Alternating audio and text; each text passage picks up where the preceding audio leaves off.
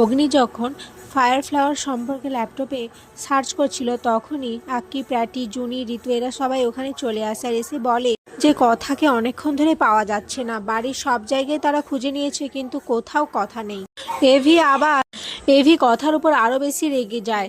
তারপর আক্কিকে বলে, দেখ ফোন করে যদি পাস কিনা। আরে পাবি না, আমিও জানি ওটা, কারণ ও কথা নয়, ও বুলি, ও সমস্ত কিছু সিক্রেট রাখে। অপরদিকে কথা বিনায়ক বাবুর সাহায্য নিয়ে সিসিটিভি ফুটেজ চেক করে দেখতে পায় সমীর গুহ সেই মহিলাটির সাথে ওই হোটেলে এসেছিলেন আর সেই মহিলাটি সমীর গুহকে জোর করে কিছু একটা করাচ্ছে। এরপর তার রেজিস্ট্রেশন খাতা দেখে সমীর গুহ কোথায় কোন ঘরে ছিলেন সেসব কিছু ইনফরমেশন পেয়ে যায়। এরপর কথা জানতে পারে সমীর গুহর সাথে থাকা মহিলাটির নাম যুথিকা। এরপর কথা ঘরে এসে গুহবাড়ির সকলকে একসাথে জড়ো করে। অগ্নিভ তখন বলে, আবার নিশ্চয় নতুন কোনো নাটক শুরু হবে।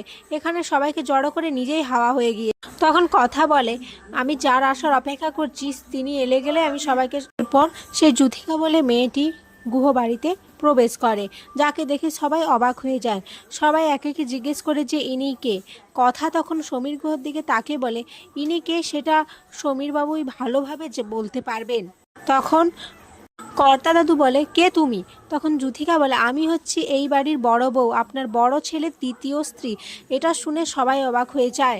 সঞ্চিতা এটা শুনে খুব অবাক হয়ে যায়। সে বলে, এসব আপনি কি বলছেন, কেন বলছেন? তখন যুথিকা বলে, আমি কিছু ভুল বলছি না, আমি যা বলছি সত্যি বলছি। আর আমার কথা আপনাদের বিশ্বাস না হলে সমীরকেই জিজ্ঞেস করুন না যে আমি কোনো মিথ্যে কথা বলছি কি না। সঞ্চিতা খুব হাইপার হতে থাকে।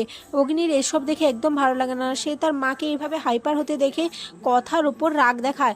কথাকে টেনে নিয়ে যেয়ে বলে, এসব তুমি কি শুরু করেছো, বলো কি শুরু করেছো? এটাই কি তোমার প্ল্যান ছিল?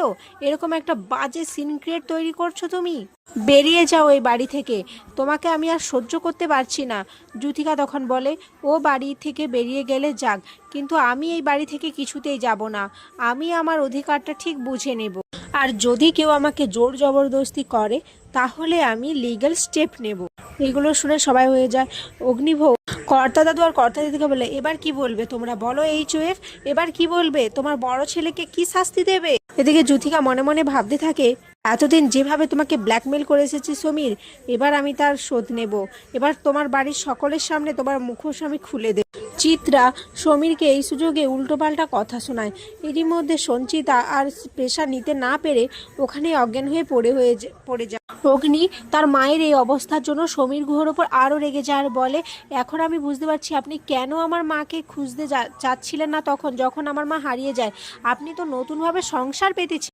ঠাম্মি বলে তখন তুমি যুথিকাকে যে তুমি কে আমি জানি না, কিন্তু তুমি এই বাড়ি থেকে চলে যাও, আমার সুখের সংসার ভেঙো না। চিত্রা তখন বলে, ও কেন যাবো এই বাড়ি থেকে? যা দোষ করার সব তো আপনার বড় ছেলে করেছে মা, তার বেলায় তো কিছু বলছেন না আপনি। আর এখানে আজকের পর্ব শেষ হয়ে যায়।